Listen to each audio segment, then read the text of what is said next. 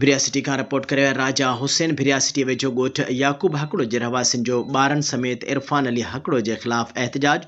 एक महीनो अॻु असांजे ॻोठ याकूब हकड़ो मां चोर दुकान भञी रोक रक़म 50,000 LCD ऐं दुकान जो ॿियो सामान खणी फरार थी विया, जॾहिं त असांखे पक्को थी मिलियल चोर इरफान हकड़ो वारनि जे मुख़्तलिफ़ मोबाइल नंबरनि तां धमकियूं मिली रहियूं आहिनि, जिन जे बारे में भिरिया थाणे ते FIR दाख़िल कराई आहे।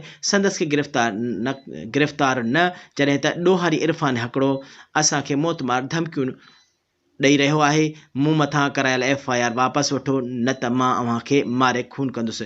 अव्हांखे मोकल आहे, जेको करिणो अथव कयो। जंहिं लाइ असां भिरिया पुलिस ऐं ॾोहारी इरफान हकड़ो ख़िलाफ़ प्रेस क्लब ते दाहींदे SSP अज़ीज़ सुहाईअ खे अपील था करियूं त असांजे थियल चोरी वापसि कराए ॾिनी वञे ऐं ॾोहारी इरफान हकड़े खे गिरफ़्तार करे असांखे इंसाफ़ ॾियारियो वञे। असांजी ज़िंदगियुनि खे ख़तरो आहे।